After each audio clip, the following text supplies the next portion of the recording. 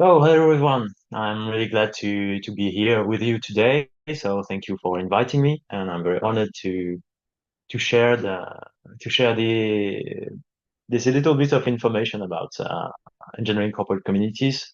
I've heard a lot about Inner Source Commons Foundation through my friend Thomas here, and I hope that this will be useful to you.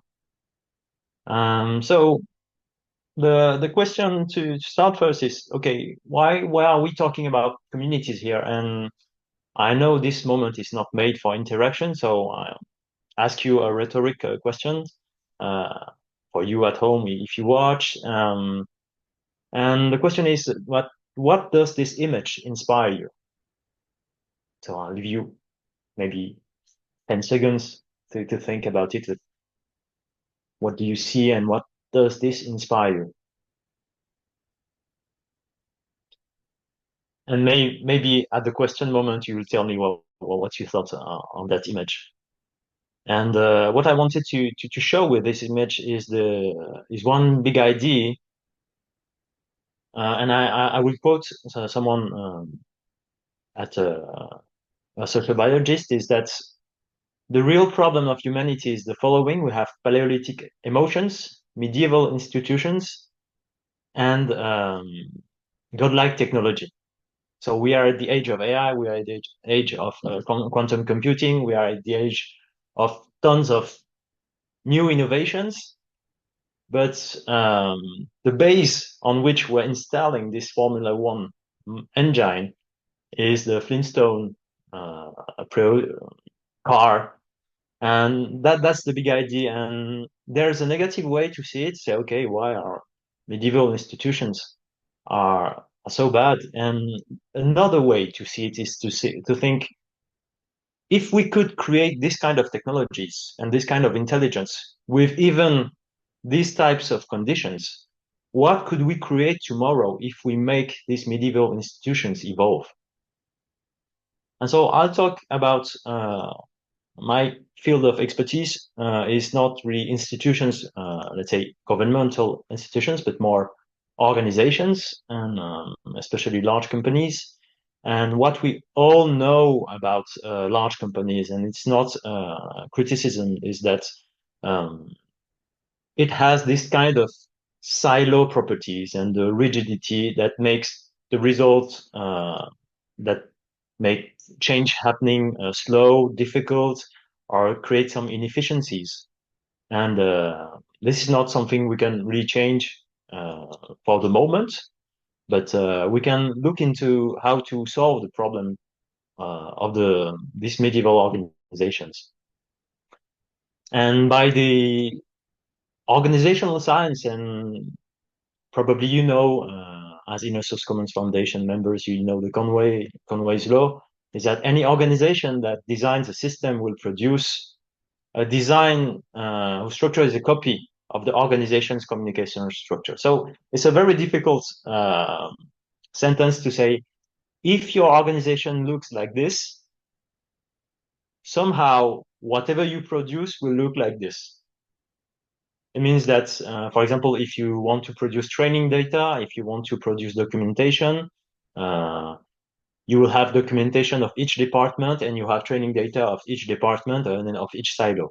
And this is what you are solving in the Inner Source Commons Foundation. So I think we share this statement here, and you know this. I won't go too far into this.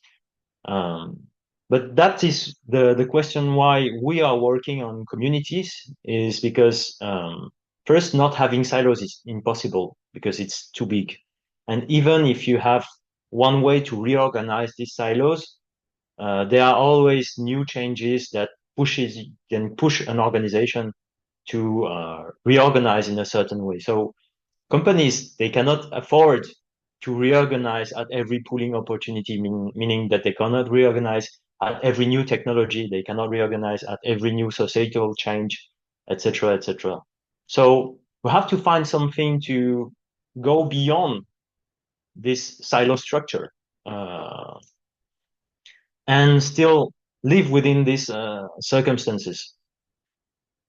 And the answer, most of you know it, is that if we want good transversal systems, we need good transversal sub-organizations. So this kind of bubble over the silos that involve people from various departments. And this is something that you're probably already familiar with. Transversal programs, transversal projects, internal communities, task force, chapters, guilds. And what we expect from this kind of organizations that is that the systems that we produce with this way of architecturing the organization is more like, let's say, a central point on which all of those other silo systems or people can connect to consume or use or update this centralized information. So again, nothing new under the sun here, but that's the big why we are working on communities today. And it's not directly about the technology. It's not directly about the behavior, but mostly about how we are going to organize, how we are going to operate this kind of organization. So the big question that we're going through today is the question of the operating model of these bubbles. And the operating models, it can be described through various dimensions. First, you need to have the vision for this bubble. You need to define the KPIs, etc., the values, the leaders, the key profiles you want in. You need to get corporate support for this bubble. Otherwise, somehow it will get banned or forgotten by the company that has other priorities. You need to communicate outside this bubble, and you need to engage people inside this bubble, because if you want it to work, you need time, and it's not the same way to engage a department, because all people are not falling under the same authority or of the same hierarchy. Yeah, all across the organizations. And of course, you need to operate it. So you need to define your tools, your roles, your processes, your communication channels inside and outside. So that's what we are going to look into today. And I hope you can make a link between what I'm showing now and the question how to go forward in implementing the new systems and technologies. So after the why, the how. So how to run these transversal collectives for engagement and results. And there are several approaches to this. Usually, so I've been working in this field and consulting for this field and coaching leaders for this field, and I've summarized the answer to this question into a short list of approaches. Of course, it's always a combination, but here's is a short description of what I found out. So first, you have what I call the one-person army approach. It's the person we have with unlimited goodwill to do the ungrateful task. You can count on this person, charisma, connection, involvement, kindness to absorb most of the frictions that you have to face when you need to engage people from various departments. And hopefully, this person will always be here to inject motivation to the collective. And that's one way to say, okay, I will operate this collective. And the results of this type of approach is it's quite flexible because it's human. It's a human approach, and it's easier to design. You just say, okay, Thomas, go there and do the revolution. I call him Max, but I used to say Thomas for this persona. And the risk is that you have a dependency on Max. So you have a risk of robustness, meaning that if Max gets sick or it doesn't work, and scalability, because Max is still one human with limited time, especially at work. And also, you need to find a Max. It's a very rare profile. It's a very valuable profile, and not everybody is a one-person army. So it's not scalable for all the new changes and revolutions that you need to push in your organization. So second approach is the story transposing approach.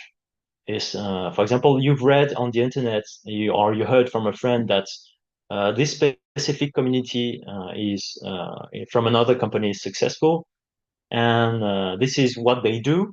You have an article, you have a blog article, you go on Medium, you have whatever, you have the list of the practices, and what you think is just okay. They did that, it worked, and let's do the same here. Let's copy them. And the results is that, okay, it creates trust because it's based on proven experience and it's easier to sell because usually people, they take examples from very famous companies. But in fact, the stories have an unclear transposability because it's always difficult to assess if it was successful because of the context, because of the approach. And then it's somehow saying, okay, I saw someone taking a specific medicine to cure his illness, and let's take the same. And the idea is that maybe these two contexts are different, so the transposability is unclear.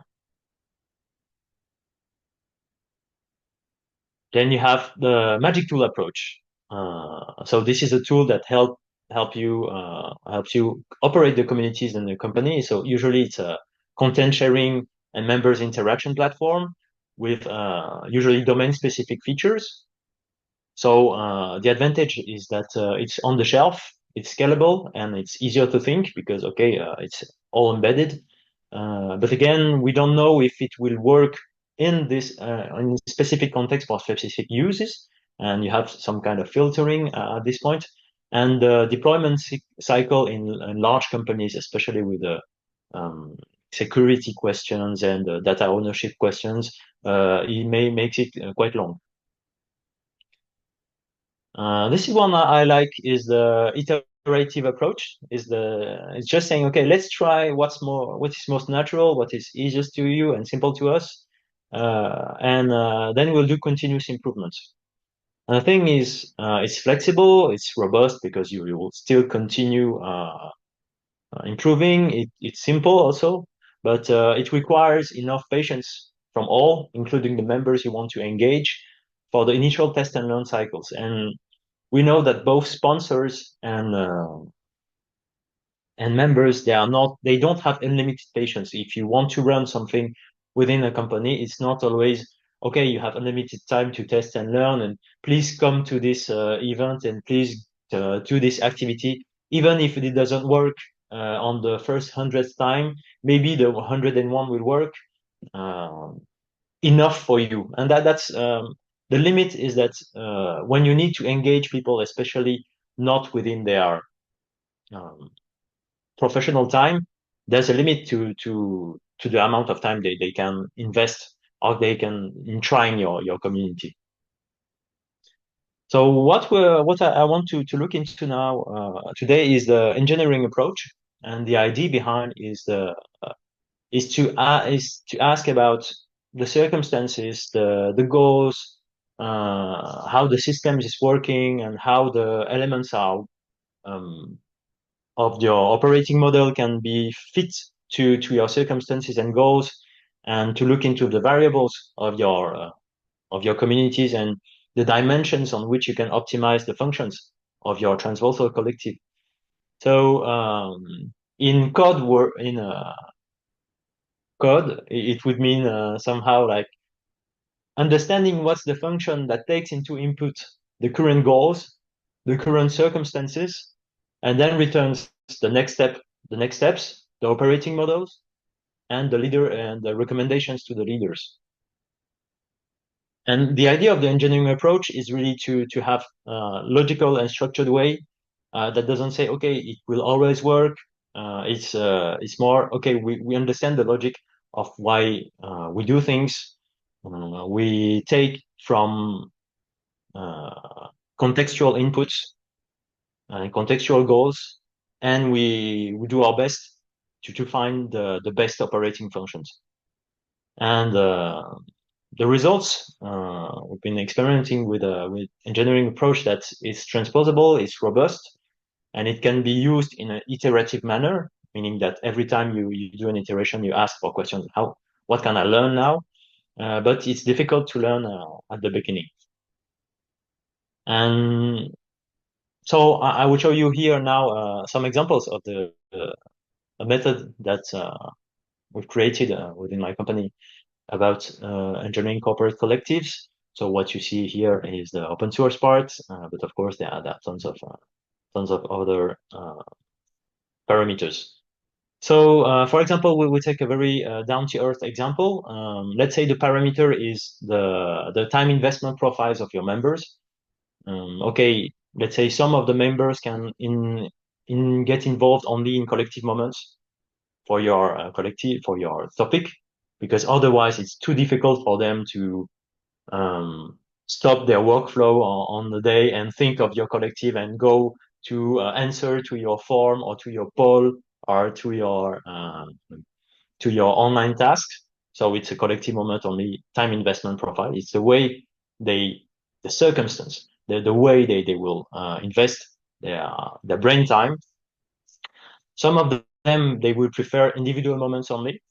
Uh, and from these individual moments, it's easier for them to say, okay, I will, whenever I have time, I take a look at the community content or the community task. And otherwise, it's very difficult for me to commit to come to a specific meeting. And some of them will be regular, so they will take the decision one time, and some of them will more be occasional, so they have to be picky and to choose every time. And just with this basic example of the time investment profile parameter, we can imagine the types of operational recommendations that uh, we can do in the community.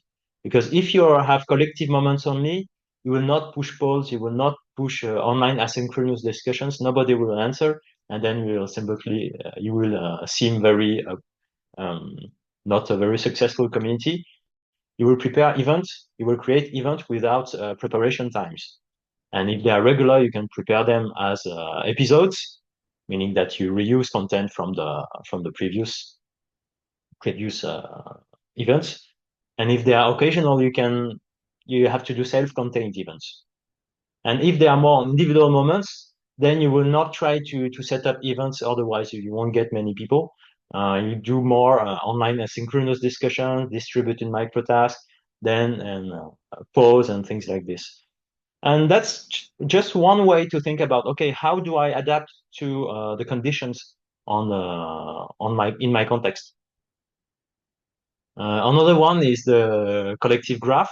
Let's say there are different architectures from the small circle of small people, a small set of people, to let's say ambassadors, to complex graph. And what we see is that each type of structure will lead to specific operational responses.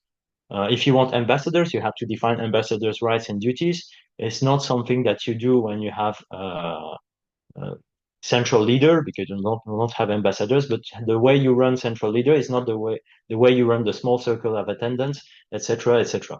And the way these questions are used is really to think, okay, where am I and what do I want, and what should I do given what I want and where I am right now. So I will go through something so you have something about indicators. Let's say you have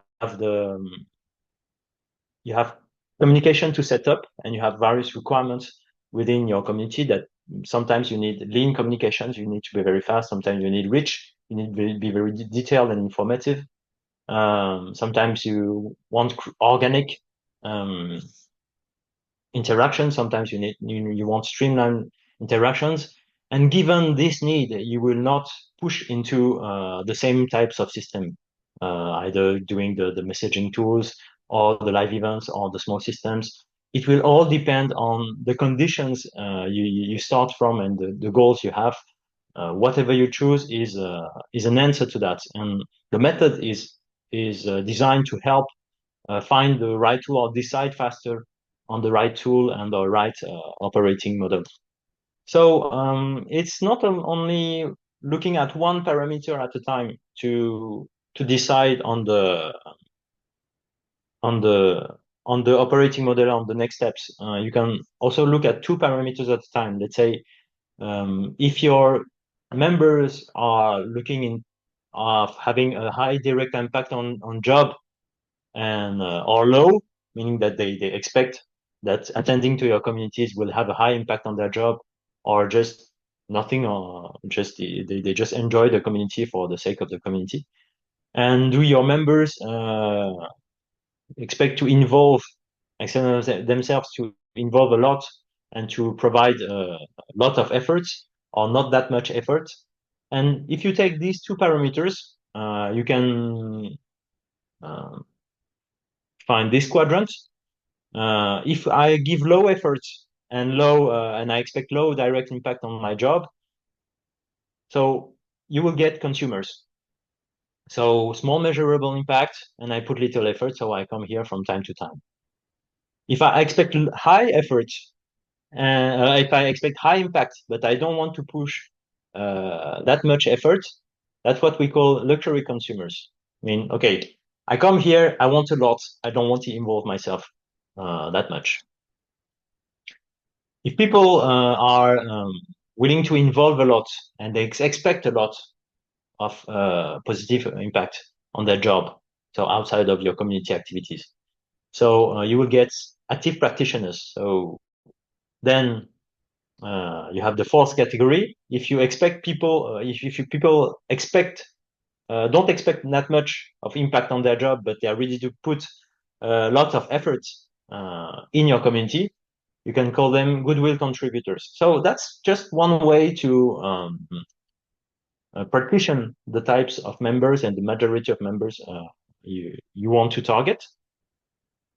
And this is a way to describe the population you have within your collectives. And what it implies after that is that the systems that you are going to build to serve these different types of members are not the same. If you want to serve consumers, you need massive promotion and campaigning tools. You need to produce content. You need to have a content calendar. But you just need to push small information to a lot of people that are just here to consume and not to do much. You don't need to prepare something for them to be active. If you want on the other side, we'll go to the other side. If you want them to be active, you need workshops, you need delivery system, you need to promote your activities to sponsors, so that sponsors they can request, they can provide more time for your participants to come into your collectives. You need maybe event management and facilitation tools, because if people they get involved a lot, they want to be active, you need tools to support that.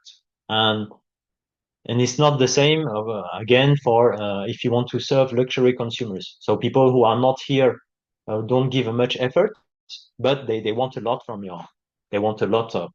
your community on their job. So you need to manage their requests, you need maybe to set up an expert tool or system, or to have an auditing or diagnosing method for their specific problems in their context.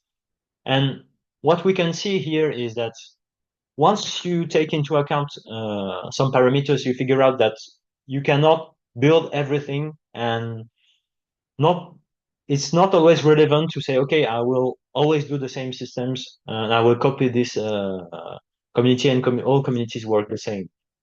And the idea with all this question is to ask, okay, what is relevant to my context, and what can I expect in terms of operations? And of course, depending on the type of members that you have, you will get various types of impact and KPIs.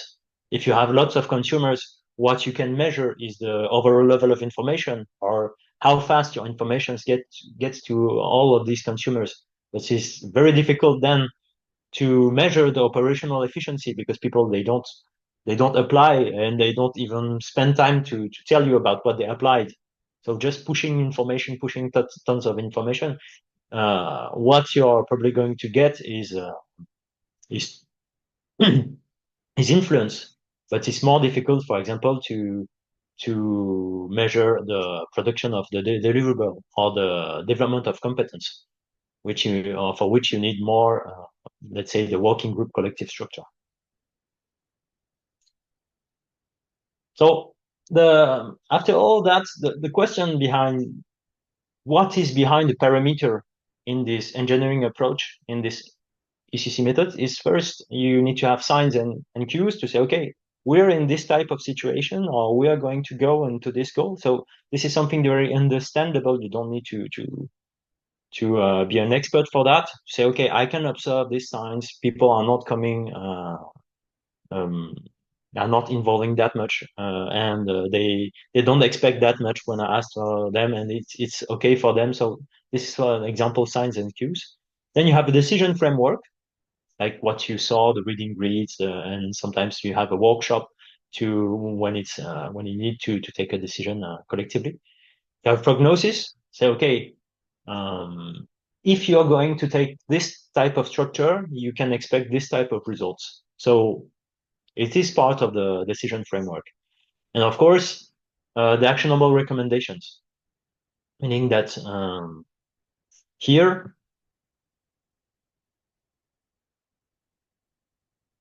you have actionable recommendations, meaning that, okay, this is what you need to do. It's not how you need to think. This is what you need to do if you want to go on this way, on the other way.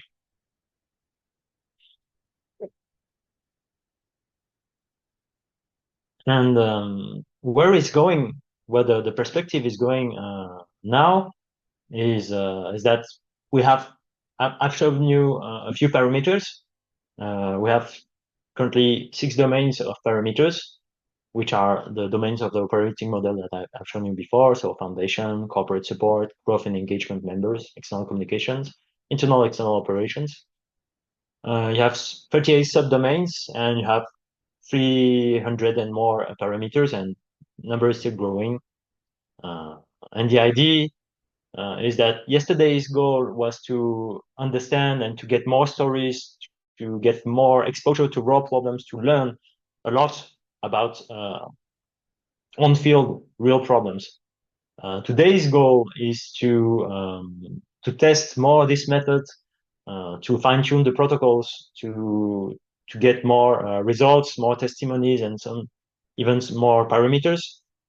And tomorrow, the idea is to get scalable problem-solving systems, because once we structured the decision-making framework, you can put it into many tools that are more scalable, and we can try to find backing from science and integration and with AI and machine learning. So the type of systems that we had yesterday is just the common sense and the experience and the stories. This is, okay, I heard this person, they did this, and this is very uh, old fashioned. Today we're more into this ECC method. So it's the structured question based decision making method. And the point is, it's understandable, explainable by humans, and you can train leaders using what I've shown you. And tomorrow, hopefully, it will become open source methodology. We can create a rule-based expert software system, so it somehow would be a scalable organization consultant with high explainability or high understandability. We can create additional model for academics research. We can create labels for supervised learning, and that's also a way to new way to prompt text-based generative AI, because the richer your input is, the more specific your output will be. Otherwise, it's always, okay, how to engage people, and it's very difficult to get something that fits your context. So there are many fields of applications. So I will not go that much into the details of that, but well, and it even went very fast. But the idea is that the engineering approach of collectives can apply to many contexts because it was designed to be applicable to many contexts. It was designed for transposability because it's always if this then that. And if we can dream of a future, or let's say first imagine a future, that could be another type of approach, which could be the future AI agent that has the qualities of all the other approaches, unlimited patience, simultaneous communication channels, learning the best community engineering rules with tons of examples and stories, and can improve iteratively. And there will still be challenges, and collective intelligence is full of challenges, even if we augment it. But there's a future about this topic, and I'm happy today that I've shared something about it. Um, I want to thank you for. I don't know why it was hidden. I want to thank you for your attention. Uh, so my goal today is not only to share. I want to learn at your side as well. And positive and negative feedback are welcome, and ideas of collaboration, and content, and projects and research are welcome. And thanks a lot.